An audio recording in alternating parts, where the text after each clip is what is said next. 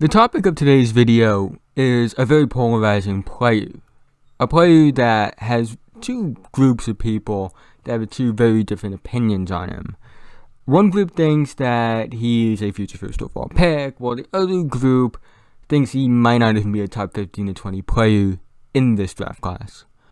And of course that player is James Wiseman.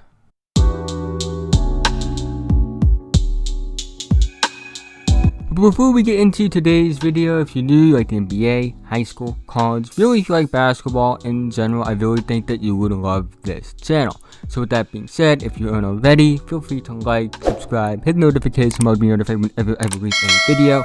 I upload at a new daily basis. I'm trying to reach 1,000 subscribers by the end of the year, so liking, subscribing, doing all those things would be a big help to me. Also, I'm starting a podcast with my friend Josh, so I'll put the link to the description in that as well. I will be uploading the first episode on that channel, so go subscribe there. It'll be out on Tuesday. But with that being said, to understand what makes James Wiseman so unique as a prospect, and especially the views on him, is really starting in high school, where he was viewed very highly. In fact, he was viewed so highly that he was ranked first by ESPN and Rivals, and was rated second by 24/7 Sports, with Anthony Edwards being the only player ranked ahead of him. He was the highest graded player by ESPN in the 2019 class, and was the only player in the 2019 recruiting class with a 97 grade by them. He had great physical tools. He stands at 7'1" weighs 240 pounds, has a long wingspan at 7'6" and has great athleticism for the position. He was viewed as one of the better center prospects in recent memory. He played in the post well, was a great shot blocker, had some flashes of a perimeter game, looked like a guy who could be a future top 3 pick. And he was Gatorade National Player of the Year and Morgan Wooden National Player of the Year as well. And he was used to play his college ball at Memphis under Penny Hardaway. In his debut, he would score 28 points, grab 11 rebounds, and block 3 shots against South Carolina State. And what really made this impressive was the fact that he did this in 22 minutes, which if you don't know is pretty absurd. However, he would be ruled ineligible 3 days later because Penny Hardaway, former NBA superstar and current Memphis head coach, paid $11,500 in moving fees to help Wiseman and his family move to Memphis. And because Penny Hardaway is an alum of Memphis, he was viewed as an illegal booster. So because of this, James Wiseman was to be suspended. He would appeal the suspension, play the next 2 games, but then the NCAA would suspend him for 12 games, and he would have to donate $11,500 to a charity. There are many reasons why this is messed up, and there are many reasons why this shows how corrupt the NCAA is, but that's another story for another time. I talked about that in another video. It's somewhere on my channel. Now, with that being said, 7 games into the suspension, he would decide to withdraw from the school and declare for the draft and just spend the rest of the time training. And in 3 games, he averaged 19.7 points per game, 10.7 rebounds per game, 3 blocks per game, shot 76.9% from the field, 70.4% from the line on 9 attempts, in only 23 minutes per game. And this leads us to where we are today. The thing is, many in the mainstream media still have James Wiseman as one of the 3 best players in this draft. I've gone on record saying I don't have him as one of my 3 best players in this draft. I don't even have him as one of my 5 best players in this draft. He's my 9th best player in this draft. I have him as the 9th best guy. I have him as the 9th overall pick going to Washington in my mock draft, at least my most recent one. And if we're being honest with ourselves, I don't think either side of the James Wiseman debate is right. I don't think that he's one of the 3 best players. I don't think he's worthy of a top 5 pick in this draft, but I also don't think that he's like outside of the top 20. I think that's ridiculous as well. I'm in the middle on him. I'm very much in the middle on him, and I feel like the people who have him super high have just look at the small little signs of him being this high level center, because there are those signs. The guys who are really low on him focus mainly on what's bad with him. I'm in the middle. I look at both the good and the bad.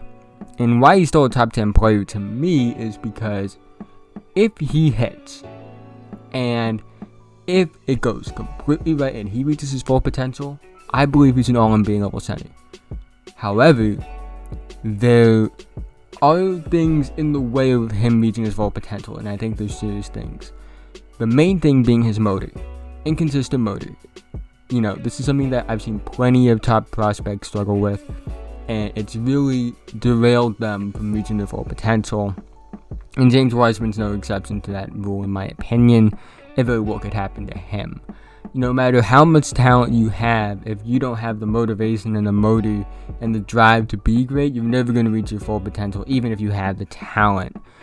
And I wonder about that with James Wiseman. There were times where he looked disengaged. There were times where he looked uninterested. There were times that he was just completely out of play. There were times he would miss defensive rotations. There were times that he would completely be oblivious to a guy driving right by him. There were so many of these things that I saw from him that made me question his motor. Now, what you can't also question is his talent. He's extremely talented. He's 7'1", 240 pounds, so he's physically built to play NBA basketball. Has great length, has like a 9'5" standing reach, which is absurd. He can block shots really well when he's engaged. Has a good shooting form. Good post-up play as well. The only thing is, we don't see that great player consistently enough for me to have him top 3. If he consistently played at his best, and he was as great as, the media says he is, and if his good flashes were consistent play, he would be a top 3 pick. I think HC would probably be the consensus number 1 pick in this draft. However, those flashes are few and far in between, and I see these signs of disinterest, things like that. Honestly, there's too many times he looks like Hassan Whiteside, and there's not enough times where he looks like Joel Embiid. That's what I'm going to say, because there are times he does look like the Joel Embiid guy that can score like 28 points, give you 15 rebounds a night, but there's so many more of those. I'm going to be Hassan Whiteside, 17 points, 13 rebounds, not really have an impact on the game moments. And that's where I kind of have him lowered. Because even though I do believe he's talented, it wasn't like he was in a bad situation. And also, I'm going to remind you that this isn't, my evaluation on him wasn't just based on his tape at Memphis, because there was only 3 games, but this is also based on his EZYBL tape, his AAU tape, his high school tape in general. And I see these problems from a guy who, especially at the high school level, there were just times where he seemed uninterested. And I think the biggest concern for me was watching that Evan Mobley versus James Wiseman game. It was just really concerning to see what Wiseman was doing as the so-called best player in the country against Evan Mobley, who was a junior at the time. That concerned me as well. But again, I don't have him outside my top 20. I told you already, 9th best player in the draft in my opinion. And that's because I just feel like, listen, if he's just a guy that can rim run and do all those things, block some shots, and he goes to the right team, it'll be fine, even if he doesn't reach his full potential. If he's, I don't know, a more engaged Hassan Whiteside, a more developed Hassan Whiteside, that's perfectly fine. He'll be fine.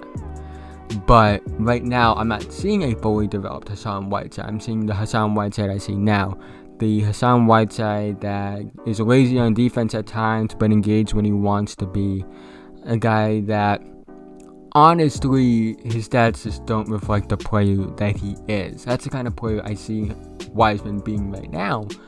But if he develops, and even if he doesn't reach his ceiling, I think he can be what people wanted Hassan Whiteside to be.